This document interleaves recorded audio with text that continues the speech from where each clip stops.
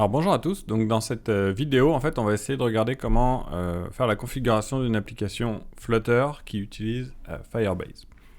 Donc Firebase, d'abord on va arriver sur sa page d'accueil. C'est un outil qui va nous permettre de développer une application mobile qui va utiliser une base de données centralisée sur un serveur, mais sans avoir à développer le serveur. Donc pour pouvoir aller utiliser Firebase, ce que ça va vous prendre, c'est un compte de Google. Firebase, c'est un produit de Google. Donc ici, je suis logué en tant que moi. Et je vais pouvoir aller à ma console. Et ce qu'on va commencer par faire, c'est se créer un projet. Donc si on va à la console ici, on va voir chaque petite vignette ici, ça va être un projet Firebase. Alors un projet peut contenir plusieurs applis. Donc là, par exemple, on voit qu'ici, on a un projet qui contient une appli Android, une appli iOS. Ça va être un projet web ou un projet qui va être les trois, c'est-à-dire par exemple Android, iOS et web. Donc on va s'ajouter un projet, puis là il va nous demander le nom de notre projet. Donc par exemple si on se fait un projet de test, on va pouvoir l'appeler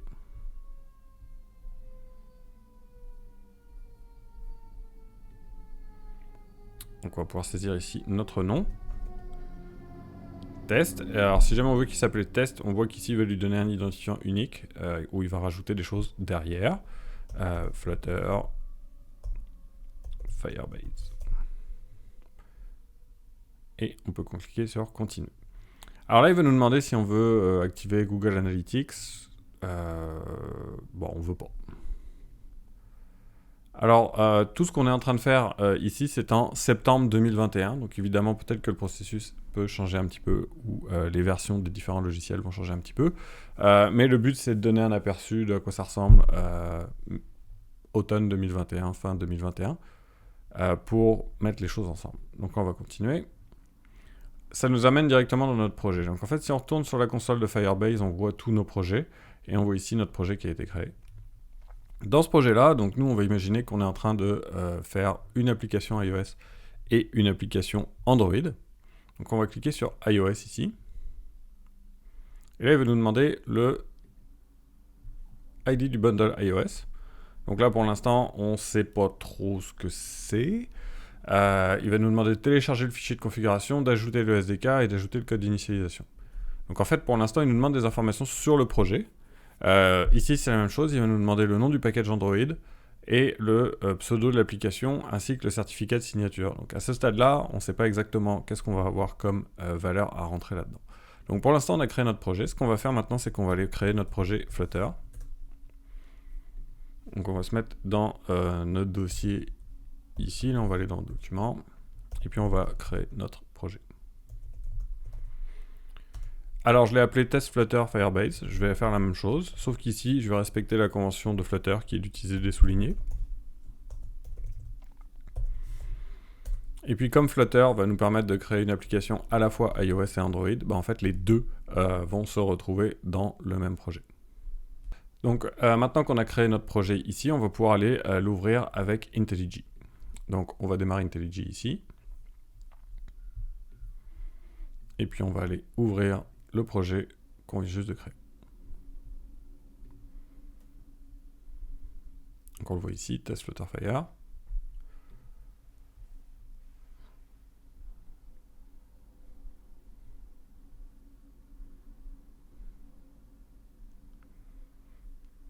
Donc là, on a notre projet qui est ouvert. On va voir que dedans, on a un projet Android et iOS.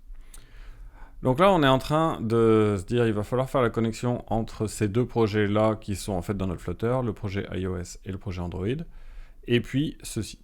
Alors ce qu'on va faire aussi, c'est quand même qu'on va aller regarder la documentation et essayer de la suivre. On va voir qu'en fait, au niveau de la mise en place du départ, ça va être très très utile. Donc au niveau des fondamentaux, on voit qu'on a ajouté Firebase iOS, ajouté Firebase Android, ajouté Firebase, gérer les projets Firebase. On va voir aussi qu'on utilise une librairie qui s'appelle Flutterfire. Ici. Et en fait, Flutterfire a une documentation aussi bien mise en place pour déterminer comment faire finalement l'installation du tout. Donc là, on a une vidéo en fait qui est en anglais qui veut nous faire à peu près la même chose que ce qu'on est en train de faire nous. Il nous explique en fait comment faire l'installation. Donc là, en ce moment, on a créé notre projet. On va aller chercher Firebase Core ici en version 0.7 et la mettre dans notre PubSpec. Donc ça va être la première librairie qu'on va rajouter. Alors pour rappel, il faut absolument que... Oups. Ok, ce qu'on a récupéré, c'est toutes les dependencies. Il faut absolument que Firebase soit aligné avec Flutter. Si Firebase était décalé un cran vers la droite, on penserait que c'est une sous-librairie de Flutter, alors que ce n'est pas le cas ici. Donc là, on va aller faire notre pubget pour aller récupérer la version.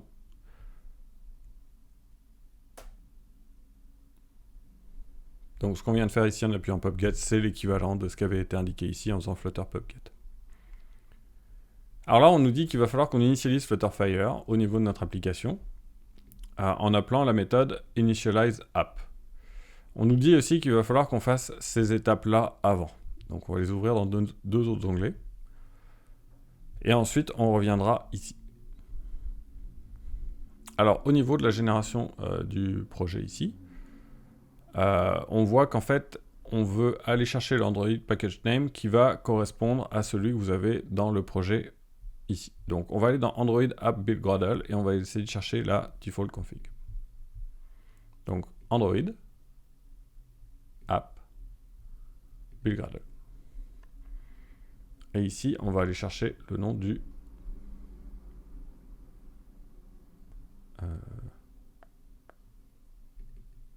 Ok, c'est celui-là, là. J'étais en train d'ouvrir celui qui était directement dans Android. Il faut aller chercher celui qui est dans App.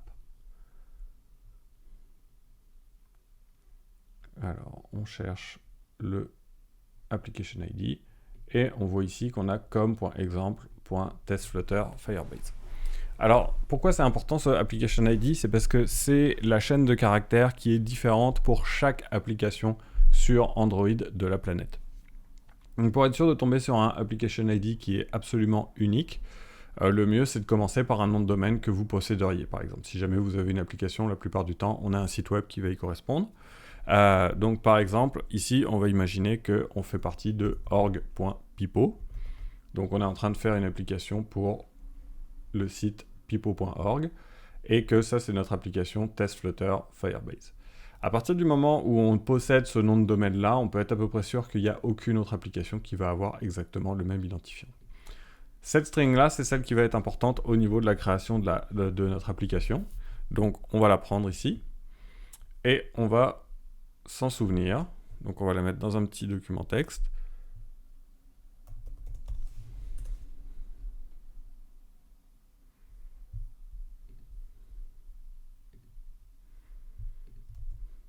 Ok, donc ça, on a besoin de s'en souvenir. Ensuite, on va avoir besoin de créer un certificat de debug. En fait, on va voir qu'on en a besoin pour la plupart des cas. Donc, il va falloir aller exécuter cette application-là au niveau de notre application. Donc, en fait, on veut aller chercher le signing report sur Gradle. À ce moment-là, on va aussi avoir besoin de générer un certificat. En fait, c'est une signature pour notre application qui va permettre au serveur d'identifier l'application. Donc pour ça, en fait, on va exécuter cette commande ici, au niveau de notre terminal, dans notre IntelliJ.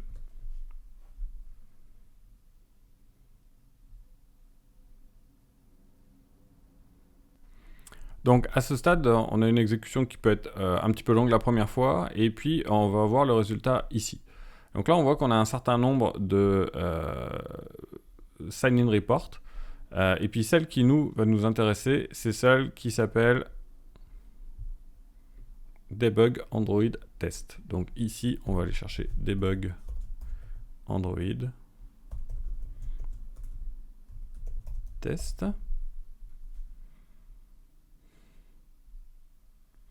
Donc on voit ici. Et ce qui nous intéresse, nous, ça va être, on va prendre tout le paquet, mais c'est principalement la SHA-1, ici. Alors on voit qu'on en a un ici aussi, donc on va prendre les deux.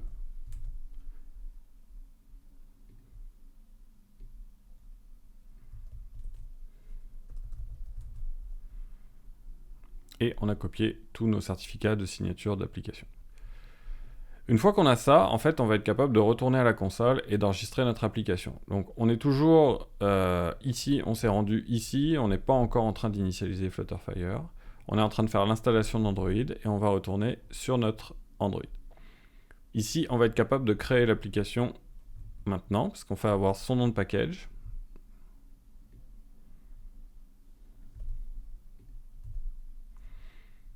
On va pouvoir lui donner un nom. Donc ici, on va l'appeler test Flutterfire Android. Et on va avoir la signature de certificat SHA-1 ici. Alors là, si on regarde, en fait, on voit qu'il y avait deux résultats dans la liste, mais que c'est exactement la même valeur dans les deux cas.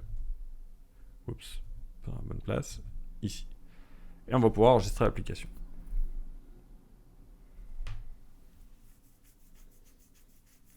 Alors au moment où on enregistre l'application, en fait, il va nous fournir un fichier qui s'appelle googleservice.json et il nous indique où est-ce qu'il va falloir le mettre. Il va falloir le mettre dans l'application Android au niveau du répertoire app, à la racine du répertoire app. Donc on va télécharger notre fichier.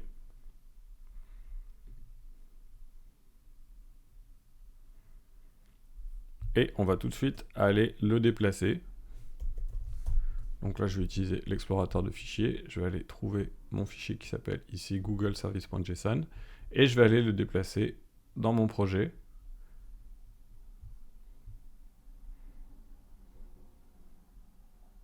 Dans le dossier Android. Alors, je vais d'abord le mettre dans le dossier Android. Si on regarde ici, il faut le mettre dans le dossier Android, dans le sous-dossier App. Donc il faut bien que je le prenne ici et que je le déplace dans App. Donc, je vais aller vérifier ici que j'ai bien mon SRC et mon fichier googleservice.json qui sont au même niveau. Donc là, je viens de faire cette étape-là. Je vais aller retourner dans mon installation d'Android et regarder ce qu'il me reste à faire. Donc là, on me dit, il faut que vous mettre en place la configuration au niveau d'android.build.gradle. Donc là, j'ai une ligne à copier. Donc là, je vais à Android. Et cette fois-ci, c'est le build.gradle que je trouve directement à ce niveau-là. Donc celui-ci. Et là, il faut que j'aille dans la partie Dependencies qu'on va trouver ici. Donc on est dans Build Script Dependencies, et à cet endroit-là, je vais rajouter cette ligne-là. Cette ligne-là, elle permet d'utiliser les services de Google en fait dans mon application Android. Donc c'est une des dépendances qu'il va falloir que je rajoute manuellement. Finalement, on nous dit qu'il va falloir aller dans Android App Build.gradle et cette fois-ci appliquer ce plugin-là. Donc cette fois-ci, je vais dans Android App Build.gradle. Et tout en haut, je vais trouver un certain nombre de... alors ça va être du code en fait qui est exécuté au moment de la génération du script. Mais ensuite, j'ai un certain nombre de apply plugins et je vais le mettre juste après les autres.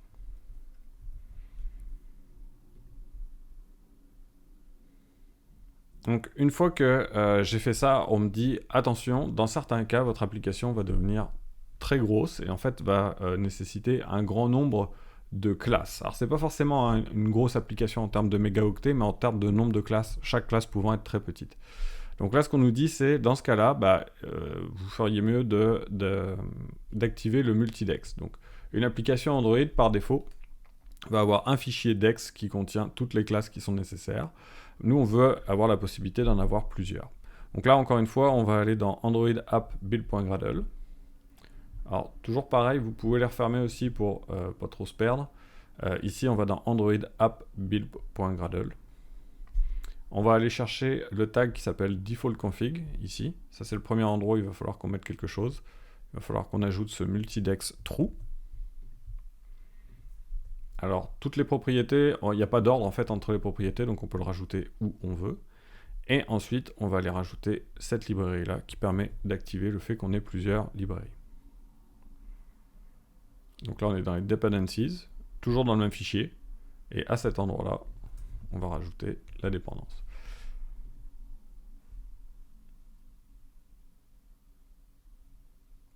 Donc voilà. Alors ensuite, à cet endroit-là, on a la possibilité aussi bon, on va passer à travers toute l'initialisation. On peut aussi lui demander d'être capable d'envoyer des requêtes non HTTPS, dans certains cas au niveau de ce qu'on est en train de programmer. Donc là, on va aller prendre cette ligne-là et on va la rajouter uniquement dans la partie debug. Ce que ça permet, c'est qu'en fait, pendant le débugage, on va permettre des accès en HTTP, mais pendant la partie exécution, c'est-à-dire sur l'application qui va être déployée en production, on ne sera plus en debug, et donc du coup, les communications seront uniquement en HTTPS. Donc on va aller chercher Android App SRC Debug Android Manifest. Donc ça, c'est une configuration qui va se rajouter à celle qu'on a au niveau de l'application habituelle. Et on va rajouter la balise ici en disant qu'on permet d'avoir du texte, du clear text sur du HTTP. Et ça conclut l'installation pour Android. Donc à ce stade-là, normalement notre application est fonctionnelle sur Android. On va sauvegarder notre fichier. Si on était dans un Git et qu'on était en train finalement d'avancer un projet qui a un suivi de code source, ça serait peut-être le moment de faire un commit en disant j'ai complété l'installation pour Android. Même si on ne l'a pas vérifié, on peut déjà dire qu'on l'a complété. Donc à ce stade, on nous dit qu'on pourrait initialiser Flutterfire si jamais on a un périphérique Android et que c'est là-dessus qu'on l'exécute. Nous, on va continuer avec l'installation iOS. Donc pour rappel, on est toujours en train de configurer Flutterfire pour l'initialisation. On vient de finir la partie Android. On n'est toujours pas rendu au stade où on peut commencer ça. Et on va aller faire l'installation iOS. Donc au niveau de notre application iOS, on va avoir la génération d'un fichier de configuration aussi. Donc là, dans la Firebase console, on va ajouter un nouveau projet iOS. Et il va falloir qu'il fit avec le iOS Bundle ID qu'on va trouver dans notre projet Xcode. Alors comment on va faire pour aller le chercher ce truc-là?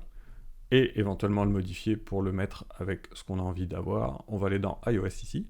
Alors depuis IntelliJ, on peut faire clic droit, Flutter, et lui demander d'ouvrir le modèle iOS dans Xcode. Alors ces manips-là, on ne peut les faire que sur un Mac. Donc pour faire la configuration ici, il va falloir avoir un Macintosh pour pouvoir avoir installé Xcode dessus et aller jouer dans les fichiers. On pourrait faire la configuration directement dans les fichiers texte, mais c'est plus complexe. Et puis surtout, ça ne va pas nous permettre de valider le résultat. Donc ici, on est dans notre projet Xcode, on arrive sur le runner, en fait, qui va être le projet qui est utilisé pour représenter notre application Flutter. Et on va aller sur le tab général. Donc si on arrive ici sur le tab général, on voit ici le Bundle Identifier, qui est grosso modo la même chose que ce qu'on avait tout à l'heure. Et il va falloir lui donner un nom à cet endroit-là. Donc encore une fois, avec la même hypothèse qu'on ait une compagnie qui s'appelle org.pipo, on va l'appeler test Flutterfire iOS pour être sûr de ne pas se confondre avec l'autre. Et on va aller retenir cette chaîne de caractères-là dans notre document Word pour s'en souvenir au moment de la création de l'appli. Donc à ce stade, on a besoin de faire ça. Et ensuite, on nous dit, maintenant, il va falloir aller chercher le projet de configuration et l'installer au niveau de notre projet Xcode. Donc c'est là qu'on va arriver à notre console. Donc ici, on avait... alors là, il nous avait redonné les informations en fait, de ce qu'il allait falloir rajouter au niveau des fichiers de configuration. À peu près la même chose que ce qu'on a vu. Sauf que la doc de Flutterfire, elle est exactement sur ce que nous on a vu. Et on arrive ici. Donc là, on est dans notre projet et on a notre application Android ici, qu'on peut configurer. Mais on peut aussi revenir sur notre projet et demander à créer une nouvelle application iOS. Donc c'est ça qu'on va faire maintenant. Alors là, on nous demande le bundle. Donc on va aller rechercher le nom de notre bundle ici.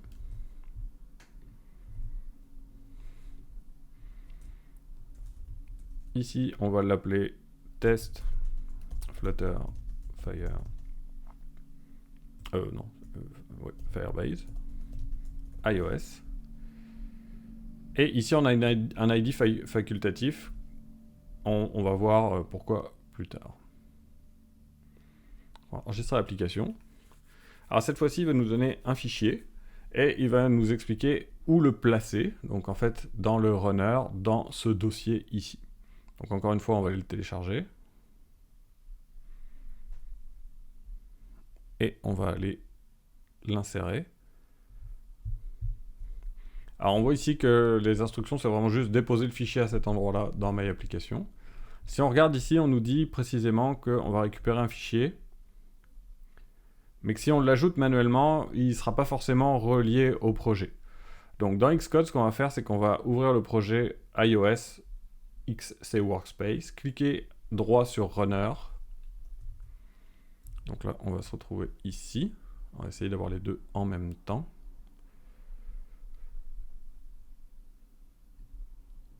Ici. Donc on va cliquer droit sur Runner. Oups. Et ici, on va chercher une option qui s'appelle Add Files to Runner. Et on va aller chercher notre fichier téléchargé. Donc cette fois-ci, c'est le fichier qui finit par un plist.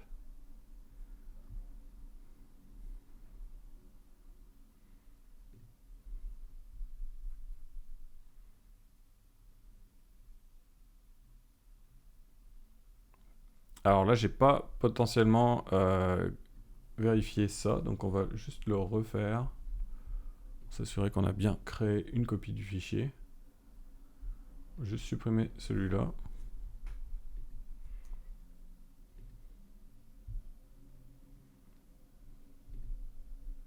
Et s'assurer qu'on fait bien une copie complète du fichier. Donc c'est cette checkbox ici là qu'il fallait sélectionner. Et si jamais on va à Downloads, on va aller chercher Info Plist et Add. Alors donc maintenant ici, ce qu'on a, c'est bien une copie du fichier et non pas une référence vers le fichier qui était dans le répertoire téléchargement. Donc à ce stade, en fait, on se retrouve à... On peut le voir, en fait, le fichier ici, ce que vous avez, c'est un ensemble de clés-valeurs avec des indications qui vont identifier votre compte utilisateur et l'application courante au niveau de Firebase et qui va être nécessaire, en fait, pour initialiser Flutter, pour qu'il sache à quel projet se connecter, comment s'y connecter, être authentifié, etc. Donc c'est pour ça qu'on a besoin d'avoir ces deux fichiers au niveau de nos applications. C'est finalement pour que Firebase, quand on va le contacter, sache qui on est, sache quelle application on est et pourquoi on le contacte. Alors à ce stade-là, on a aussi la possibilité d'être capable d'utiliser la suite d'émulateurs Firebase. Donc on va quand même faire la configuration. Donc là, on a iOS Runner. On va aller chercher le info plist. Donc on va dans Runner ici. Et on cherche le fichier qui s'appelle info plist. Tac. Donc là, on va vouloir rajouter une clé, en fait, là-dedans. Alors c'est un petit peu plus compliqué parce qu'en fait, est-ce qu'on peut l'ouvrir? On va l'ouvrir comme le source code. Voilà, donc là on va voir en fait à quoi ressemble directement le info plist en termes de fichier texte. Et on voit qu'on va avoir à rajouter cette clé et cette valeur. Donc on va simplement les rajouter à la fin comme une nouvelle clé et une nouvelle valeur. Donc, une fois qu'on est rendu là, alors là on vous donne quand même des informations sur jusqu'à quel point on soutient les versions de iOS.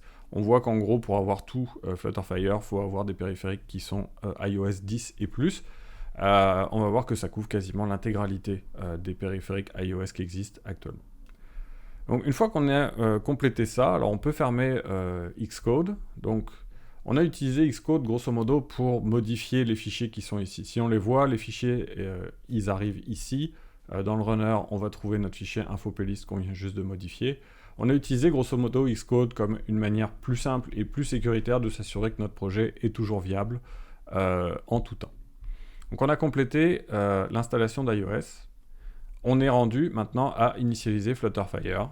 Si on avait besoin de faire les installations de macOS et de web, on continuerait avec les étapes 3 et 4, mais ici on a comme complété. Donc maintenant qu'on a fini finalement l'installation d'Android et d'iOS, on va être rendu au stade où on va pouvoir écrire le code en fait dans Flutter pour l'initialisation de Flutterfire et vérifier finalement que notre configuration est correcte. Donc ce qu'on va faire en fait ici, c'est qu'on va aller dans notre main.dart et on va aller modifier la partie app de notre application pour s'assurer qu'elle fonctionne. Donc pour ça, en fait, d'abord, on va séparer les deux classes qui sont en dessous, qui correspondent au premier écran de notre appli, et le mettre dans un autre fichier. Alors pourquoi on fait ça? Surtout pour ne pas mélanger les différents éléments. Ici, ce qu'on va retrouver, c'est littéralement le premier écran de l'appli. Alors, on va faire les imports qui sont nécessaires ici. Donc, c'est le premier écran de l'application, mais ce n'est pas l'application en tant que telle. C'est un des écrans parmi les autres. Et on veut juste le séparer pour que dans le main, on se retrouve avec uniquement l'application, en fait, l'information qui est nécessaire. Puis, on va essayer d'y aller au minimum en la mettant la plus petite possible pour que les choses soient le plus claires possible. Donc initialement, quand on part un projet, finalement, la définition de l'application, c'est uniquement ça. On va définir un MyApp, puis on va générer une classe finalement qui permet de build l'interface graphique, qui va être la Material App avec MyHomepage. Puis le main, qui est finalement le point d'entrée de toutes les applications en Dart, ça va être la méthode runApp, qui vient de Flutter, qui permet de démarrer MyApp. Donc finalement, on dit lance MyApp. Alors là, ce qu'on nous dit, c'est que l'initialisation de Firebase, c'est quelque chose qui est asynchrone, qui peut prendre un certain temps, et qu'il faut attendre, en fait, que ce truc-là est fini, finalement, pour être capable de démarrer l'application.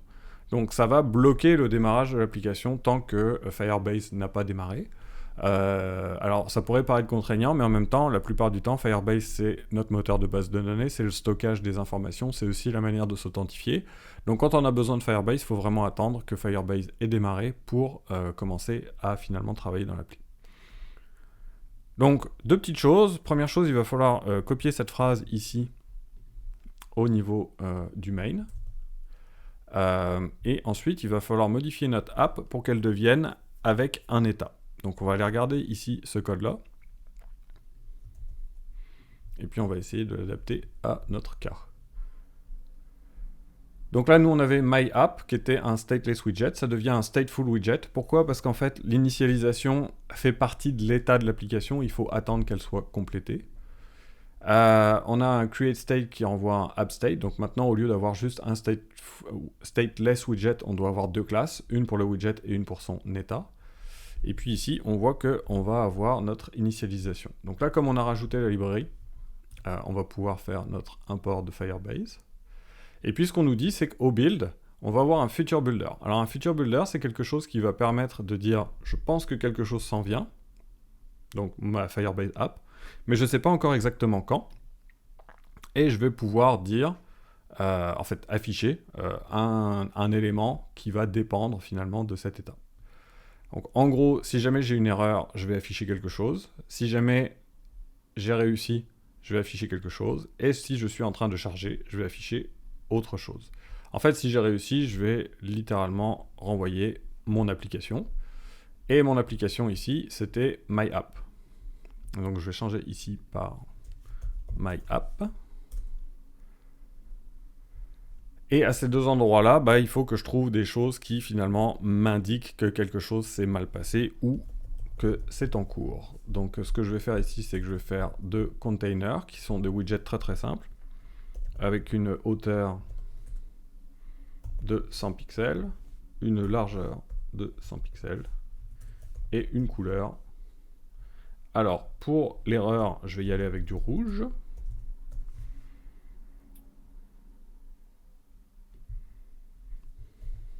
Et pour le en cours de chargement, je vais y aller avec du vert. Donc ce qu'on devrait avoir dans ces cas-là, c'est que si jamais il y a une erreur au niveau de Firebase, ça va nous envoyer du rouge. Si jamais il y a quelque chose qui s'est bien passé au niveau de l'application, enfin que c'est en cours en fait, qu'on attend simplement le résultat, on va avoir du vert. Donc à ce stade, on va être prêt à démarrer notre appli. Donc on va se partir un simulateur. Donc maintenant, avant de rouler notre application, en fait, on va vouloir vérifier deux choses. On va vouloir indiquer qu'on utilise la version 10 à Xcode. Donc ici en fait dans le iOS Flutter App Framework Info Playlist, on va trouver une clé qui s'appelle minimum OS version et on va la spécifier à 10. Et la deuxième chose, c'est que on va trouver ici un fichier qui s'appelle podfile. Et en fait, tout en haut, on a une ligne ici qui donne plateforme iOS. Alors, peut-être que à la génération du projet, elle est potentiellement mise en commentaire. En fait, on va enlever ce commentaire et spécifier explicitement ici la version 10. Toujours pareil, parce que Firebase utilise des librairies qui nécessitent d'avoir la version 10. Donc, une fois qu'on a tout ça, la dernière chose qu'on va avoir à faire, c'est de modifier notre configuration d'exécution pour ajouter cette option, donc -- no sound null safety. Alors la raison pour ça, c'est parce qu'en fait certaines librairies qu'on vient de rajouter avec Flutterfire n'implémentent pas la null safety alors que notre projet est configuré pour le faire pour l'instant. Donc il faut qu'on lui dise de ne pas vérifier ça parce que sinon notre code va tout simplement pas s'exécuter. Donc là on va démarrer notre code puis on va regarder ce qui se passe au niveau de notre périphérique iOS.